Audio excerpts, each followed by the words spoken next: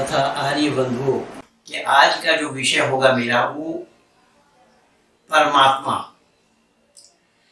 क्या सही पूछिए तो कि इस विश्व के आंगन में परमात्मा के नाम से महज मानव समाज में ही दुकानदारी लोग कर रहे हैं या हो रही है, पर परमात्मा के नाम से ये दुकानदारी करने वाले लोग ना तो परमात्मा को जानते हैं और ना ही जानने का प्रयास किया है।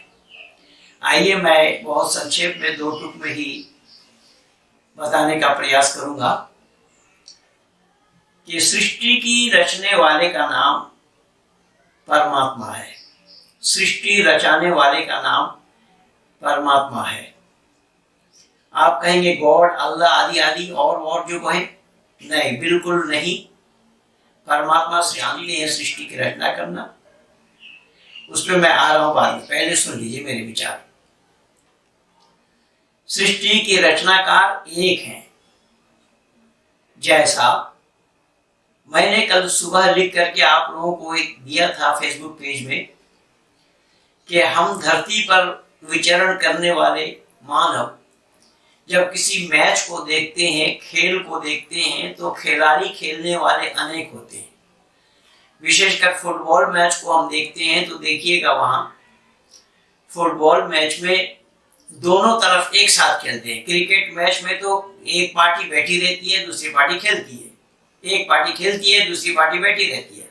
लेकिन फुटबॉल मैच एक ऐसा मैच है कि दोनों पार्टी के लोग एक साथ खेलते हैं और दोनों खिलाड़ियों में 22 प्लेयर होते हैं, इधर 11 इधर 11, और गेंद होता है एक।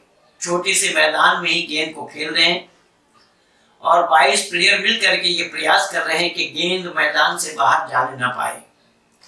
खिलाड़ी हैं 22 दोनों तरफ, 11 इधर 11 उधर, और गेंद है एक। दो गेंद छोड़ दें तो खेल नहीं पाएंगे। और आश्चर्य की बात यहाँ यही है कि इस चीज को देख करके भी मानव कहलाने वाले इसको समझने के लिए तैयारी नहीं है। मैंने निवेदन किया कि यहाँ 22 प्लेयर मिलकर के एक गेंद को खेल रहे हैं मैदान में, और 22 प्लेयरों का प्रयास ये होता है कि गेंद मैदान से बाहर जाने ना पाए। इस प्रयास को विफल करते हुए फिर भी वो गेंद थ्रो और आउट होने से रोक नहीं पाते 22 प्लेयर। तो परमात्मा कौन है, इसका एक छोटा उदाहरण मैं दे रहा हूं। ऐसे अनेक उदाहरण है कि यहाँ एक छोटी सी मैदान में 22 प्लेयर मिलकर के एक गेंद को खेल रहे हैं और गेंद को पकड़ करके 22 प्लेयरों के पास वो गेंद नहीं रख पाते, गेंद बाहर हो ही जाता है। लेकिन ये ब्रह्मांड परमात्मा का है, परमात्मा इसके संचालन करता है, स्थिति करता और प्रलय करता है। इस आकाश रूपी मैदान में, ये केवल उदाहरण के लिए मैं बोल रहा हूं, ये मत समझिएगा कि मैं आकाश को मैदान कह रहा हूं। ये तो कुरान में ही अल्लाह ने बोला है, आकाश को छत बनाया अल्लाह ने। और लोग छत बनाते हैं दुनिया में पानी न गिरने के कारण, लेकिन अल्लाह का बना हुआ आकाश से पानी भी गिरता है छत से। चलो कोई बात नहीं। तो मैंने निवेदन किया कि ये आकाश रूपी मैदान में सूर्य रूपी गेंद को खेलने वाले खिलाड़ी एक है, जिसका नाम है परमात्मा। और इस सूर्य को मैदान से यानी आकाश से बाहर होने नहीं दे रहे हैं, इसीलिए परमात्मा को सर्वशक्तिमान कहा गया है। तो कहने का तात्पर्य ये है कि मैं एक सूर्य बोल रहा हूं, लेकिन ऐसे ग्रह और उपग्रह में अनेक है, अनेक, असंख्य।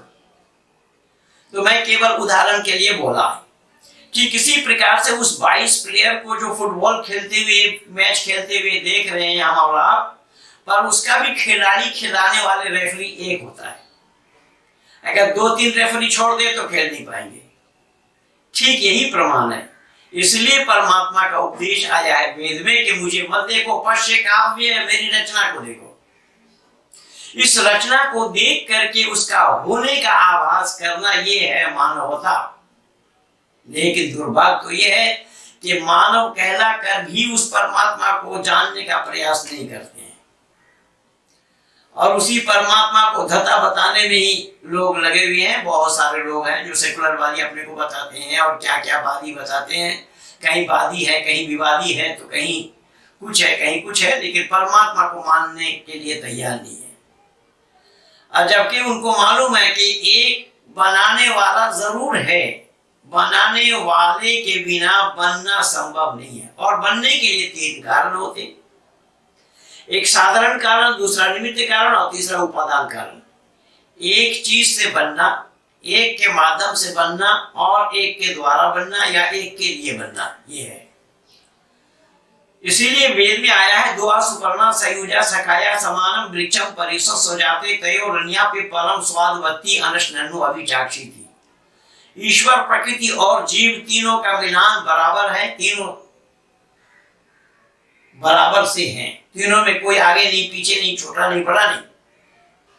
तीनों में सिर्फ फर्क इतना है कि परमात्मा ज्ञान में परिपूर्ण है और प्रकृति ज्ञान शून्य है। जीव आत्मा में कुछ ज्ञान है और कुछ अज्ञानता है। मैं ये लैपटॉप में या कैमरा में मैं ये वीडियो बना रहा हूँ, उस लैपटॉप और कैमरा को मालूम नहीं है कि महेंद्र पाल बोल रहे हैं या महेंद्र पाल के पिता बोल रहे हैं। ये जड़ है। तो इसीलिए परमात्मा, जीवात्मा और प्रकृति, इस तीनों को अनादि तत्व बताया है। अनादि है, अनादि काल से है। तीनों की मौत नहीं होती, खत्म नहीं होते। परमात्मा अविनाशी है, जीवात्मा भी अविनाशी है और प्रकृति भी अविनाशी है। प्रकृति के केवल रूप बदलते हैं। एक बीज लगाइए, पौधा बनेगा, पेड़ बनेगा, दरख्त बनेगा, उसको काटेंगे, लकड़ी, बुरादा, जलावन, ईंधन, क्या क्या नाम पड़े जाएंगे उसके, लेकिन ये तीनों हैं बराबर से। बहुत पहले बहुत वीडियो मेरा लगा हुआ है। सिर्फ इतना है, परमात्मा ज्ञान में परिपूर्ण है और प्रकृति ज्ञान शून्य है। जीवात्मा में कुछ ज्ञान और कुछ अज्ञानता है। जीवात्मा अपनी अज्ञानता को दूर करने के लिए परमात्मा का सानिध्य लाभ करना चाहता है, इतना अंतर है। लेकिन काम सबके बटे हुए हैं। यहाँ देखिएगा, इसी लेकर के ही धरती पर झगड़ा है। दुनिया वालों ने उस परमात्मा को जानने का प्रयास ही नहीं किया। जानने का प्रयास अगर करते होते तो ये बखड़ा ना हुआ होता। मैंने बोला कि परमात्मा के जिम्मे में जो काम है वो काम मानव हरगिज नहीं कर सकता। प्रकृति जड़ है, प्रकृति से करना संभव नहीं। पेड़ अपने आप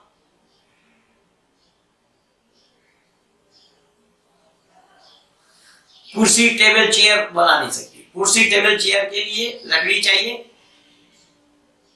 मिस्त्री चाहिए, उसका उपयोग करने वाला चाहिए। नमाज पढ़ने में भी 3 कारण है। ये रोजा रखे हुए हैं, रोजा में भी 3 कारण है। रोजा रखने वाला, रोजा और जिनके लिए रोजा रखा जा रहा है या जिनके हुक्म से रोजा रख रहे हैं, 3 कारण। 3 के बगैर क्रिया समाप्त है। नमाज, नमाजी जिनके लिए नमाज पढ़ी जाए। मस्जिद में तो जाना बंद है, मस्जिद में नहीं। मस्जिद में लॉक।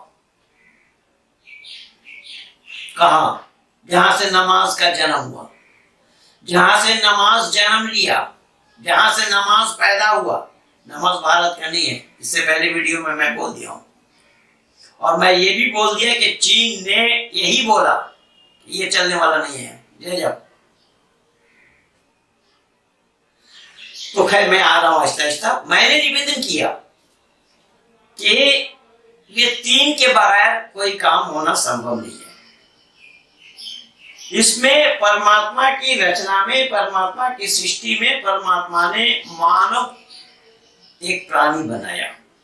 जैसे अन्य प्राणी और है, उसी तरीके से मानव एक प्राणी है।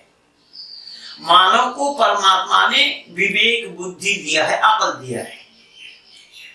अकल में ताला डालने के लिए नहीं दिया, अकल से काम लेने के लिए दिया है। लेकिन दुर्भाग्य ये है कि कुछ मत मजहब वाले कहते हैं कि अकल पर दखल नहीं है। ज़ालिकल किताबु ला रैब फीह, कोई शक व शुबा की गुंजाइश नहीं इस किताब के अंदर। अगर उसमें शक हो तो भी आप शक नहीं कर सकते। अगर शक हो, आप कैसे मानेंगे वो भी मैं बाद में आ रहा हूं। शक इसीलिए किस लिए होना चाहिए, किस लिए होना संभव है, वो मैं बात बता रहा हूं। पहले इस विषय को सुनिए ध्यान से।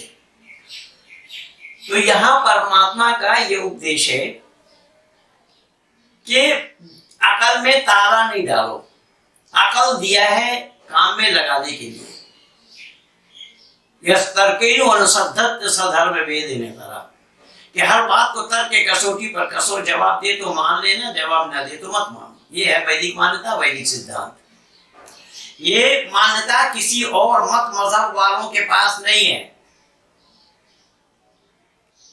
वहां विचार, दिमाग से विचार करने की बात नहीं है, दिमाग को बंद रखो। तो परमात्मा के जिम्मे में जो काम है वो क्या है कि सृष्टि की रचना करना, उसको स्थिति में लाना, इसका प्रलय कर देना और मनुष्य मात्र के किए हुए कर्मों का फल देना। ये है परमात्मा का काम। और जीवात्मा का काम, जीवात्मा का काम कि परमात्मा के आदेश अनुसार, परमात्मा का आदेश का पालन करते हुए मानव जीवन को सफल से सफलतम की ओर ले जाना। और कैसे ले जा पाएंगे? ये विवेक और बुद्धि के प्रयोग से। अगर विवेक और बुद्धि में ताला डाला तो बात नहीं बनेगी। बुद्धि परख इंसान को कहा गया है, इंसान बुद्धि परख है।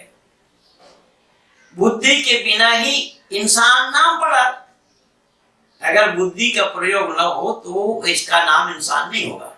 जैसा आप लोगों ने देखा, कल मैं लिखा इसके ऊपर, कुछ लोगों ने टीका टिप्पणी शुरू कर दी। कितने लोग मरे हैं, उन गरीबों पर दया है, उन गरीबों पर, उन गरीबों के पास वो मानव थे या दानव थे वो। अब मानव कौन है? जो दिमाग से काम लेता है, दिमाग बुद्धि से काम लेता है, बुद्धि पर आचरण करता है, विवेक लगा करके काम करता है। वो जब चल रहे थे तो चलते चलते शाम को स्टेशन कहीं नहीं मिली क्या उन लोगों को? स्टेशन में सो नहीं सकते थे। ये जरूरी था कि रात, आधी रात में आप रेल के पटरी पर उसको बिस्तर लगा लेंगे, उस पर गद्दा था वहां पर, या खाट है, पलंग है वो, जहां पर बिस्तर लगा लिया। ये तो मान लीजिए कि आज वो मालगाड़ी ने मार दिया, मालगाड़ी ने लोन दिया, तो रेल सरकार, रेल मंत्री पर दोष लगा रहे, सरकार पर दोष लगा रहे, प्रधानमंत्री पर दोष लगा रहे। जीव जंतु अगर आकर के निकल गए होते तो किस पर दोष लगा दे? अकल पे ताला डाल करके काम करोगे और फिर दोष दोगे किसी दूसरे को, इसी का नाम जहालत है। बल्कि धन्यवाद तो देना चाहिए मध्य प्रदेश सरकार, मुख्यमंत्री को, शिवराज जी को, जिन्होंने 5-5 लाख रुपया उन लोगों को देने के लिए घोषणा की है। हृदय विदारक घटना है, इसमें कोई संदेह नहीं है। लेकिन अगर आप मानवता का परिचय नहीं दोगे तो कैसे मानव कहलाओगे आप? मानव में और पागल में क्या अंतर है? उसको पागल कहा जाता है जो भरी सभा में निर्वस्त्र हो जाता है या निर्वस्त्र घूमता है। भले ही किसी और लोग महात्मा कहे उसे, वो अलग बात है, लेकिन महात्मा का पहचान ही वो अधर्म है, नंगा रहना ही अधर्म है, और उसको जैन को धर्म कहा जा रहा है। ये तो बकवास है, इसीलिए तो मैं बोल रहा हूं। अब यहाँ देखिए, मैं कार्य बता रहा हूं कि परमात्मा के जिम्मे में जो काम है वो काम मानव चाह करके भी नहीं कर सकता। अगर मानव कर सकता होता तो न मालूम ऐसे कितने पृथ्वी बना लेते, और कितने सूरज चांद, कितने क्या जो मन में आता सो बना लेते, और मानव के बनाए हुए सामान में किसी का हस्तक्षेप वो करने ही नहीं देते। सुनो अकल के दुश्मनों, मानव कहलाने वालों, तुम लोगों को मानव कहलाने में भी शर्म नहीं आ रही है कि तुम्हें इतनी सी भी अकल नहीं है? तुम अपने को मानव कहलाते हो और मानव कहला करके भी ईश्वर के दिए हुए, ईश्वर के बनाए हुए चीजों पर विश्वास नहीं करते हो। अगर ईश्वर का बनाया हुआ ना होकर के किसी और का बनाया हुआ होता, तो कोई व्यक्ति विशेष के द्वारा बनाया हुआ होता, किसी और के द्वारा बनाया हुआ होता, वो दूसरे को लाभ लेने नहीं देते। लेकिन परमात्मा के पास ना तो कोई हिंदू है, न कोई मुस्लिम है, न कोई सिख है, न कोई जैनी है, न कोई बौद्धिस्ट है। कि परमपिता परमात्मा के पास कोई हिंदू नहीं, कोई मुसलमान नहीं, कोई ईसाई नहीं, कोई सिख, जैनी, बौद्धिस्ट नहीं है। ये सब लोग दुकानदार है जो तबलीगी जमात हो और जमाती इस्लामी हो या देवबंदी हो, ये जितने भी हैं ये सब मानव समाज के अंदर में फूट डालने के लिए, मानव समाज में झगड़ा लगाने के लिए है, मानव समाज में ये झगड़ा उत्पन्न करने के लिए ये सारा काम इन होगा है। तो मैंने निवेदन किया कि ये परमात्मा का काम मानव नहीं कर सकता, मानव की बस की नहीं है।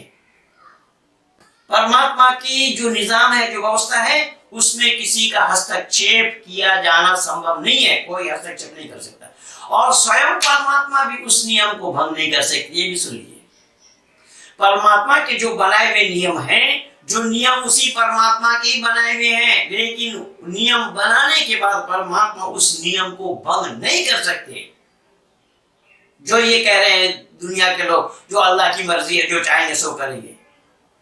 मेरे फेसबुक में, व्हाट्सएप में विदेश से एक मुसलमान ने लिखा कि आपके वेद के परमात्मा कमजोर है, इसीलिए जो चाहता सो नहीं कर पाता। अरे मूर्ख, अपने पास रखे उसको। मैं आउट कर दिया, उसको ब्लॉक कर दिया।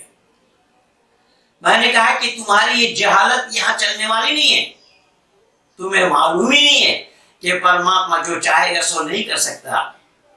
क्यों? कि जो मन में आएगा सो करेगा, फिर पागल क्या करेगा?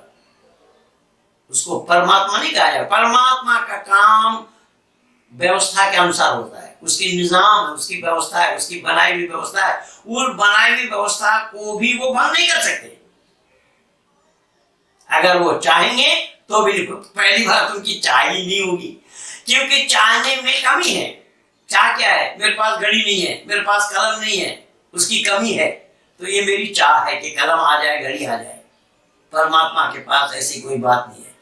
परमात्मा को दुनिया ने जाना कहाँ है? जानने का प्रयास ही कौन किया है? अगर जानने का प्रयास करते होते तो परमात्मा के नाम से देश दुनिया के लोगों को बुला करके कोरोना वायरस फैलाते। ये सब काम अल्लाह के नाम से हो रहा है। इसलिए मैं निवेदन कर रहा हूं, ये सब काम धर्म के नाम से हो रहा है। ये धर्म नहीं है, ये धर्म का धा तक नहीं है। मैं पूरी चुनौती दे रहा हूं। ये लोग जानते ही नहीं है कि धर्म होता क्या है। तो मैंने निवेदन किया कि परमात्मा के जिम्मे में जो काम है, परमात्मा जो नियम बनाया है, जो व्यवस्था उन्होंने दी है, उस व्यवस्था में कोई खलल नहीं डाल सकता और स्वयं परमात्मा भी उस नियम को भंग नहीं करेंगे। क्यों? कि अगर नियम को भंग करना होता तो फिर बनाते क्यों? लेकिन अल्लाह की जो व्यवस्था है वो सब जगह अल्लाह खुद बनाए, खुद भंग किए। जैसा आदम को बनाया अल्लाह ने, और कैसे कैसे बनाया उधर मैं नहीं जा रहा हूं, तो किस्सा में मैं नहीं जा रहा हूं। अल्लाह ने क्या बनाया? पैगंबर बनाया। आदम सबसे पहला पैगंबर बताया जाता आदम। सबसे पहला पैगंबर अगर आदम है, मैं पूछना चाहता हूं इन आदम को पैगंबर मानने वालों से कि पैगंबर के माने क्या होता है? पैगाम लाने वाला। पैगाम क्या है? संदेशा, सूचना। संदेशा किनका? अल्लाह का। तो अल्लाह ने अपना संदेशा देकर के भेजा। किसको? पैगंबर को। किनको पहुंचाने के लिए? जनमानस में पहुंचाने के लिए, लोकालय में पहुंचाने के लिए, मानव समाज में पहुंचाने के लिए। पर उलमाए दीन ये बताए, इस्लाम जगत के आलिम बताए, मौलाना साहब बताए, मौलाना साहब के 14 खानदान मिल करके बताए, देवबंद के लोग बताए और देवबंद वाले मदरसा के सारे उलमा बताए और मुफ्तीगण बताए। भारत भर में जितने भी मदरसा हैं सब मदरसा के मुफ्तीगण बताएं, और जहां पर दारुल इफ्ता है दारुल इफ्ता वाले बताएं कि जब दुनिया में मानव नहीं था, पहले मानव आदम थे, तो किसके पास वो पैगाम लेकर के आए थे? वो पैगाम, अल्लाह का पैगाम किनको पहुंचा रहे थे? किनको पहुंचाया था उन्होंने? पैगाम तो लोगों को पहुंचाने के लिए होता है ना। पैगंबर आते हैं पैगाम लेकर, डाकिया डाक आया, डकिया डाक आया, डाक लाया, ये होता है ना, दूरदर्शन में भी देखते हैं। तो डाकिया डाक लाया, डाकिया है, पैगंबर दैट मींस डाकिया। तो डाक किसी के नाम से आएगा तो चिट्ठी किसी के नाम से आएगी तभी ना पहुंचाएगा वहां। तो दुनिया में तो कुछ था ही नहीं, किसके नाम से बोला है पैगाम? पैगाम पहली बात। दूसरी बात है कि उसी समय मैं बोल रहा हूं कि नियम बना रहे हैं, नियम भंग कर रहे हैं। अल्लाह ने नियम उस समय बनाया भाई बहनों में शादी होना। इसलिए मैं निवेदन कर रहा हूं कि एक स्त्री और एक पुरुष से दुनिया बनी नहीं है। ये ख्याल कुरान और बाइबल का सरासर झूठ है, गलत है। भाई बहनों में शादी होना अगर धर्म है तो अधर्म किसे कहेंगे? भाई बहनों में शादी हुई, अल्लाह को फिर मना करना पड़ा। ऐसे कुरान भरा पड़ा है अनेक जगह है। पर मैं कुछ और बोल रहा था। मैं ये कह रहा था कि जब परमात्मा के जो नियम बनाए परमात्मा ने, उस नियम का भंग परमात्मा नहीं करते, क्योंकि अगर नियम का भंग करना होता तो नियम बनाया नहीं जाता। इस चीज को दुनिया ने जानने का प्रयास नहीं किया, मानव कहलाने वालों ने जानने का प्रयास नहीं किया। अगर मानव कहलाने वाले इस सच्चाई को जानते होते तो आज मानव समाज में ये वैमनस्यता, मानव समाज में ये झगड़ा या आरोप प्रत्यारोप इस तरीके से एक दूसरे के खून के प्यासे न बनते। तो मैंने निवेदन किया, अब प्रकृति के भी नियम बनाए हैं। प्रकृति का जो नियम है, प्रकृति भी उस नियम को भंग नहीं कर सकता। और प्रकृति के नियम में भी वो जो व्यवस्था है, इसीलिए तो परमात्मा ने उपदेश दिया है। पर्शकाव्य ऋषियों के द्वारा परमात्मा ने बुलवाया कि मानव समाज को संदेशा दो, और ऋषियों ने संदेशा दिया मानव मात्र के लिए। यथेमं वाचम कल्याणी महाबादानी जनेभ्य। ये कल्याणी वाणी मानव मात्र के कल्याण के लिए है। जब मानव नहीं होगा तो कल्याण किनका होगा? हमारे यहाँ उपदेश आया है लोकालय में, हमारे यहाँ उपदेश आया है मानव समाज में, जब मानव बने।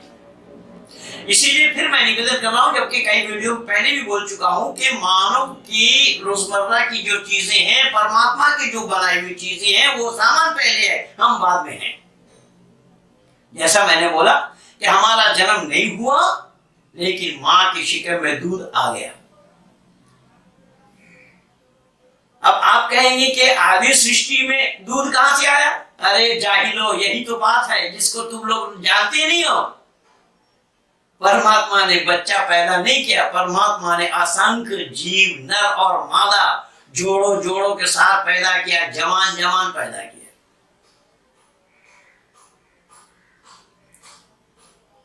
मेरा ही एक वीडियो लगा, द क्रिएशन ऑफ साइंस, इस नाम से, सृष्टि विज्ञान के नाम से, यूट्यूब में लगा, देख लेना, उसको सुन लेना है। तो मैंने यहां निवेदन किया कि प्रकृति के जो नियम है, प्रकृति भी अपना नियम को भंग नहीं करता। आम के पेड़ में इमली का लगना संभव नहीं, इमली के पेड़ में जामुन का लगना संभव नहीं, और नाम से ही पहचाने जाएंगे पेड़ को। ये पेड़ आम का है, जामुन का है, इमली का है, आंवला का है, या नारियल का है, सुपारी का है, अमरूद का है, किसका है? तो ये सब पेड़ तो जन्नत में है नहीं। जिस जन्नत का ख्वाब दिखाया गया यहां पर, जन्नत में ये सब पेड़ नहीं है। वहां नारियल का पेड़ नहीं, उसकी चर्चा ही नहीं है कुरान में कहीं पर। न जानता अल्लाह ने सुना भी नहीं होगा नारियल का पेड़ होता है। अब मैं निवेदन कर रहा हूं कि ये जो बातें लिखी हुई है कुरान में, उन बातों को बोला जाए तो इस्लाम पर कटाक्ष किया जा रहा है। आज कई टीवी वाले भी बोल रहे हैं, इस अर्णब गोस्वामी पर और सुनी चौधरी पर और चौरसिया पर, इस कर उस कर, इसका इस पर उस पर, लेकिन उन्होंने एनडीटीवी का नाम ले लिया क्योंकि वो कम्युनिस्ट दरों को मानता नहीं पहले से। अब ये जो बातें कुरान में लिखी हुई है, उसको कहना गुनाह है क्या? लिखी हुई है या नहीं है तुम देख लो अपनी किताब में। जब लिखा रहेगा तो लोग बोलेंगे ना। और लोग, परमात्मा ने जो भेजा दिया है मानव को, तो मानव कहलाने के हकदार तो हम तभी बने हैं कि जब हम इस बुद्धि से काम लेंगे, बुद्धि में प्रयोग करेंगे, बुद्धि का प्रयोग करेंगे, बुद्धि को काम में लगाएंगे, सब मानव कहला सकते। उससे पहले हमारा नाम मानव कभी नहीं पड़ेगा। यही तो अंतर है। तो मैंने निवेदन किया कि प्रकृति भी अपने नियम को भंग नहीं कर सकता, लेकिन ये मानव अकल का पटलोई लिए बैठा है, इसका ना कोई नियम है ना कोई विधि है। ये जो मन में आ रहा है सो बके जा रहा है, जो मन में आ रहा है बोले जा रहे।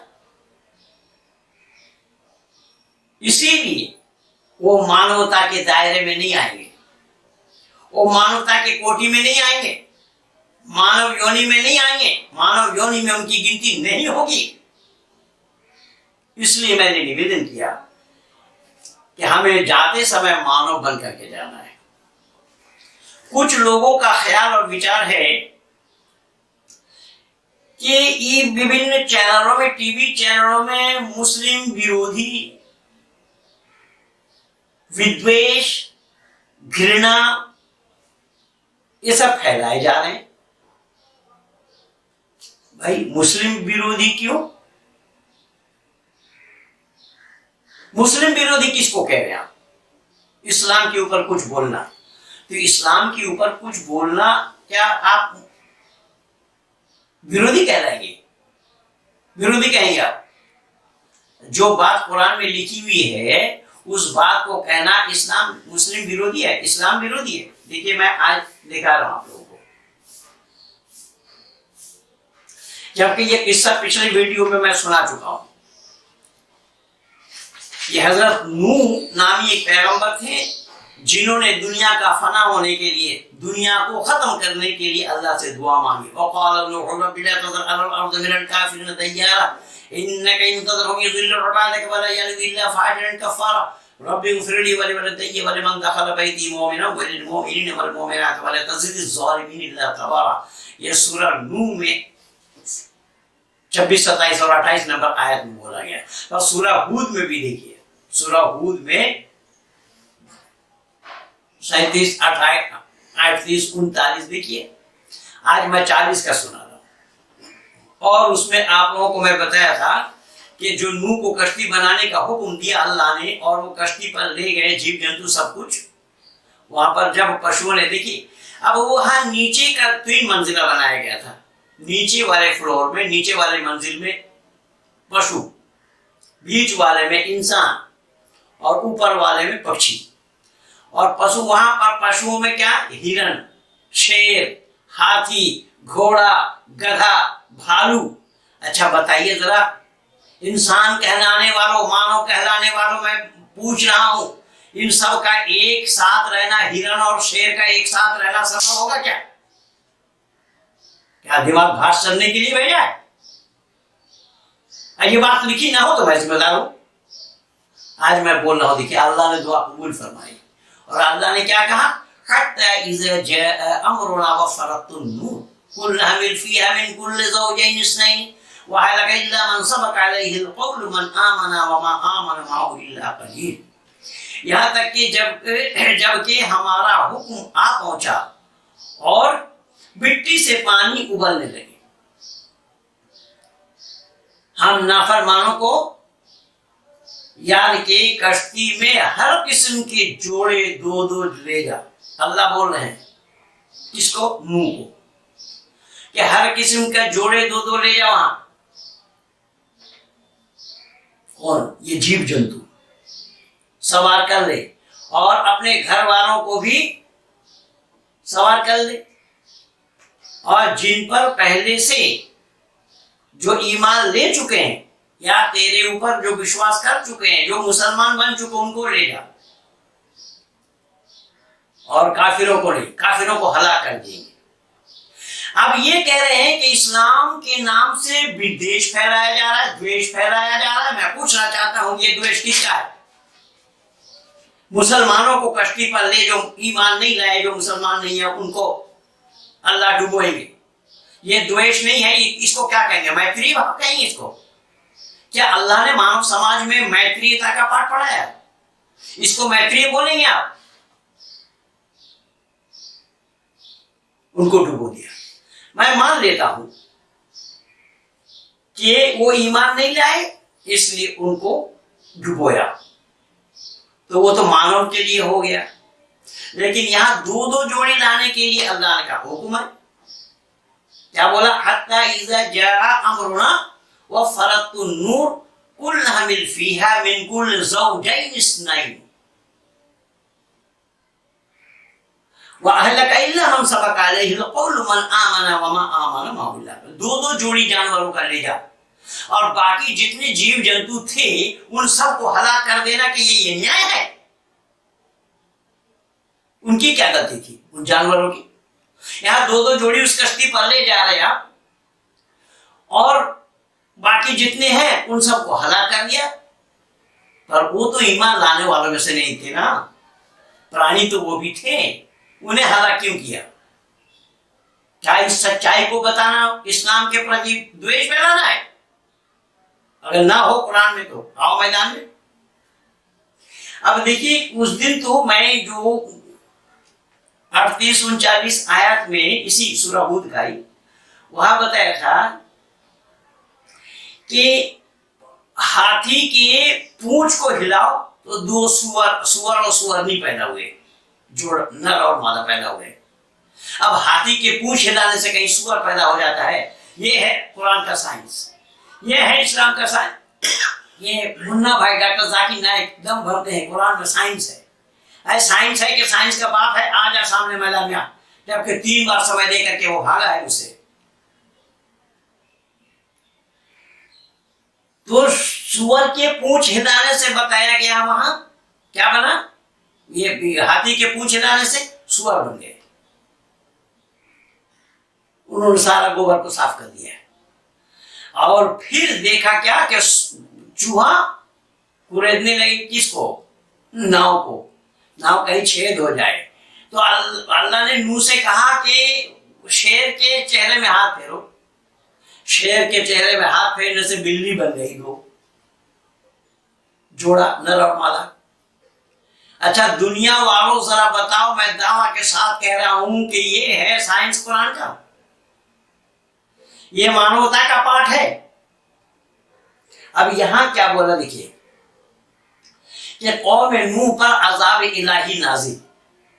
हसब फरमाया रब्बी आसमान से मूसलाधार बारिश बरसने लगी और जमीन से भी पानी उबलने लगा और सारी जमीन पानी से भर गई और जहां तक मंजूर रब था, यानी जहां तक अल्लाह की इच्छा थी।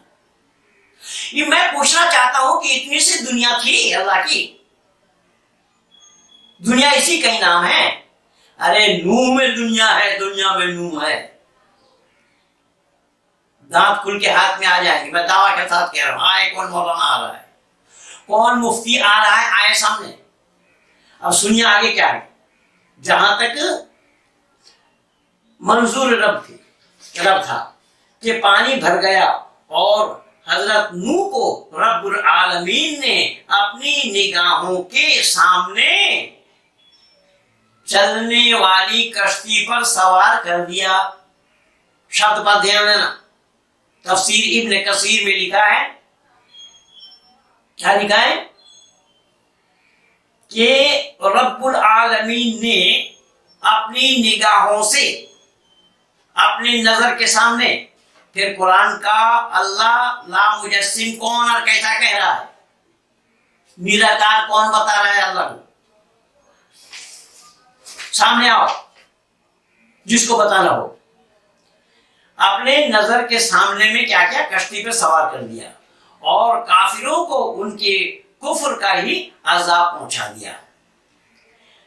तंदूर के उबलने से बकौल इब्न अब्बास ये मतलब है कि रुए जमीन में जो चश्मे फूट पड़े, यहाँ तक के आग की जगह तनूर से पानी उबलने लगी, यानी पानी मिट्टी से आग जैसे उबलने लगी। यही कौल जमहूर सलफ व खलफ का है। हजरत अली से मरवी है कि सुबह का निकलना और फजर का रोशन हो जाना था, यहाँ तक पानी निकलती रही।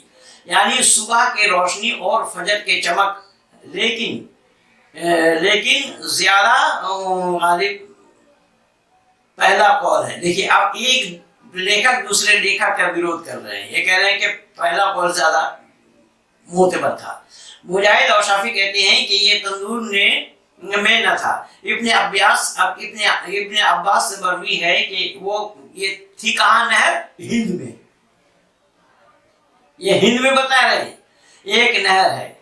कतादा कहते हैं कि जरीर एक नहर है जिसमें ऐनुल वालिद कहते हैं, लेकिन ये सब और गरीब है, यानी ये सब कहना झूठ है। ये एक तफसीरकार दूसरे तफसीरकार को गलत चला रहे।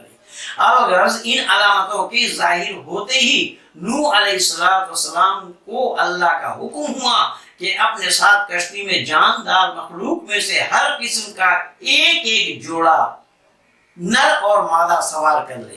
अल्लाह का हुक्म हुआ नर और मादा एक एक जोड़ा उसमें सवार कर ले। कहा गया कि गैर जानदार के लिए भी यही हुक्म था। जैसे नबातात जमात है, मानव दाना की पता सब कुछ कहा गया है कि परिंदों में सबसे पहले कश्ती में आया और सबसे आखिर गधा सवार होने लगे। सबसे पहले सबसे अंतिम में गधा सवार हो गए और गधा के 2 पैर ऊपर और 2 पैर नीचे थे कि इब्लीस उसके दुम पकड़ लिए और वहां इब्लीस भी आ गया। इब्लीस ने उस पे दुम पकड़ लिया। जब गधे 2 पैर तो ऊपर चढ़ा चुके थे लेकिन 2 पैर ये नहीं चढ़ा पाए, अपने पिछला पैर उठाना चाहा तो वो नहीं उठा पाया क्योंकि वो मलऊन पूंछ पकड़ा हुआ था। हजरत नूह जल्दी कर रहे थे। ये बेहतर चाहता था मगर पिछले पांव चढ़ा नहीं सकते थे। आखिर आपने फरमाया आज तेरे साथ इब्लीस भी हो गया। ये इतना कहने से ही इब्लीस ऊपर आ गया। बाज सलफ कहते हैं कि शेर को अपने साथ जाना मुश्किल हो गया। आखिर इसे बुखार चढ़ा दिया। शेर को बुखार चढ़ा दिया। अब शेर देख करके कैसे जाएंगे और सबको परेशानी हो जाएगी। मैं बोला ना कि शेर का हिरण के एक साथ रहना संभव नहीं होगा। अब अल्लाह उसको बुखार चढ़वा दे रहा है शेर को। क्या देखिए, इसको गप बोला गया। मैंने बोला ना गप बोला ना पिछले वीडियो में, बुखार चढ़ा दिया। इब्न अबी हातिम के हदीस में ये फरमाते हैं कि हजरत नूह अलैहिस्सलाम ने जब तमाम मवेशी अपनी कश्ती में सवार कर लिए तो लोगों ने कहा शेर की मौजूदगी में ये मवेशी कैसे आराम से रह सकेंगे। लोगों ने बोला इसको कि शेर जहां हो ये मवेशी, ये जीव जंतु, ये पशु कैसे रहेंगे उनके साथ। बस अल्लाह ताला ने इस पर बुखार डाल दिया। किस पर? शेर पर। यह कुरान है। इब्न कसीर से मैं बोल रहा हूं। क्या इस्लाम के विरोध में है? इस्लाम के विरोध में मैं बोल रहा हूं। इस्लाम विद्वेष फैला रहा हुआ है इस्लाम में, इस्लाम के नाम से। देखो अपनी किताब, जो लिखा वही मैं पढ़ रहा हूं। इससे पहले जमीन पर यह बीमारी न थी। देखिए जो बुखार, जैसे ये कोरोना वायरस आया ना, इससे पहले जमीन में ये वो बुखार न थी जो अल्लाह ने भेजा वहां शेर को। जैसा कोरोना आया, कोरोना पहले नहीं था। फिर लोगों ने चूहे की शिकायत की कि ये हमारा खाना और दीगर जितने भी असबाब हैं वो सब खराब कर देंगे। तो अल्लाह के हुक्म से शेर की छींक में से एक बिल्ली, देखिए वहां तो बोला कि शेर के पेशानी में हाथ फेरो, बिल्ली पर ये शेर की छींक, शेर को छिपवाने दिया अल्लाह ने। शेर की छींक आई और उससे बिल्ली निकली।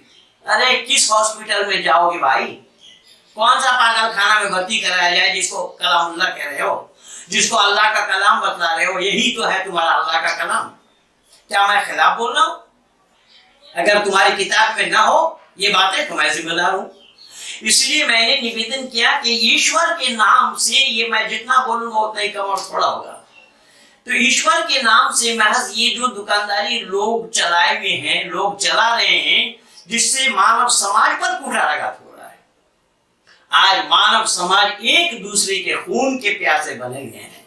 आज रोजाना दूरदर्शन में हम देख रहे हैं और दूरदर्शन वाले उन्हें बुलाते हैं जो इस्लाम का नहीं जानता। कल मैं देख रहा हूँ ये चौरसिया को, वो उसको बुला लिया था, क्या नाम है, आचार्य प्रमोद कृष्णन को। जबकि आचार्य प्रमोद कृष्णन इस्लाम का पिट्ठू है, उसके ऊपर मैं वीडियो बना करके दिया हूँ। ये जाकिर नाइक के मंच पे जाकर के इस्लाम की तारीफ किया था, आप भी कल भी बैठ करके किया। लेकिन ये आशीष चौरसिया उसको रोक नहीं पाए। तो तुम ईश्वर अल्लाह तेरो नाम बोल रहे हो कि मुसलमानों से कहलवा करके दिखाओ जरा। ईश्वर अल्लाह तेरो नाम सबको सम्मति दे, भगवान ईश्वर और अल्लाह दोनों नाम अगर एक है तो कुरान में जो अल्लाह ने बोला कि जिसको चाहता अल्लाह इज्जत देता है, जिसको चाहता अल्लाह बेइज्जत करता है, ये बात ईश्वर में कहाँ है? ईश्वर का उपदेश है इज्जत वाला काम करोगे तो इज्जत पाओगे, अगर तुम्हारी काम बेइज्जती वाली होगी तुम्हें बेइज्जत होना पड़ेगा। ये तो ईश्वर और अल्लाह दोनों एक कहाँ है?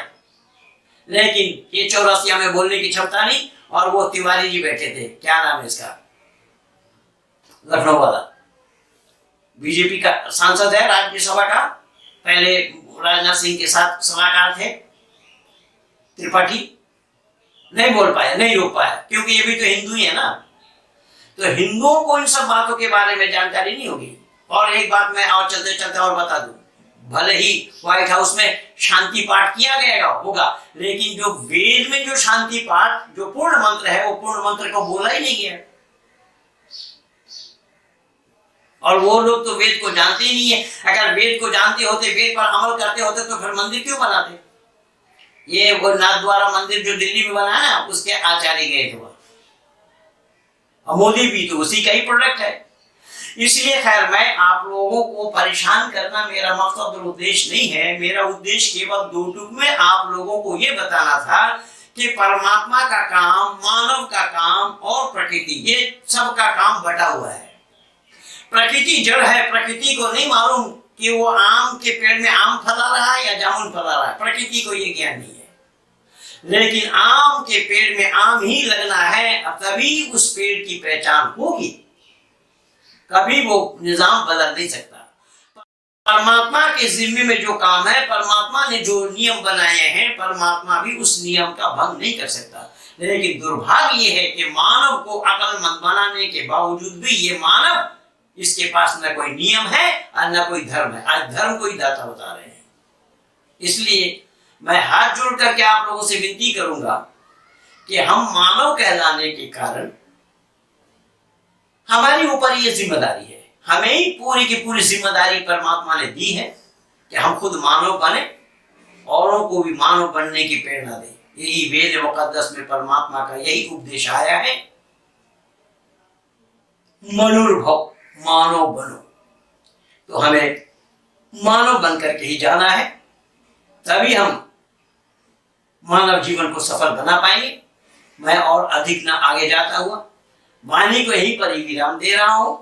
आप लोग मेरे इस वीडियो को सब्सक्राइब कीजिए, लाइक कीजिए, शेयर कीजिए और आइकन बेल दबाना न भूलना, कि जिससे कि मेरे वीडियो अपलोड होते ही आपके पास पहुंच जाए।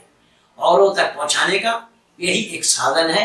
इन्हीं शब्दों के साथ मैं अपनी वाणी को विराम दे रहा हूं। आप सब लोगों को बहुत बहुत धन्यवाद। मैं तो खजाना लिए बैठा था कि कहां कहां अल्लाह ने क्या बोला है, ये संपूर्ण कुरान भरा पड़ा है।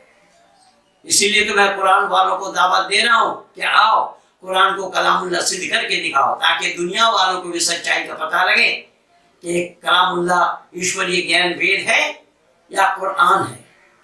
मैं हेमंत का नाम नहीं लिया, ये सब बच्चे कुरान को हूबहू मेरे जैसे ही अर्थ के साथ सुनाएंगे आपको।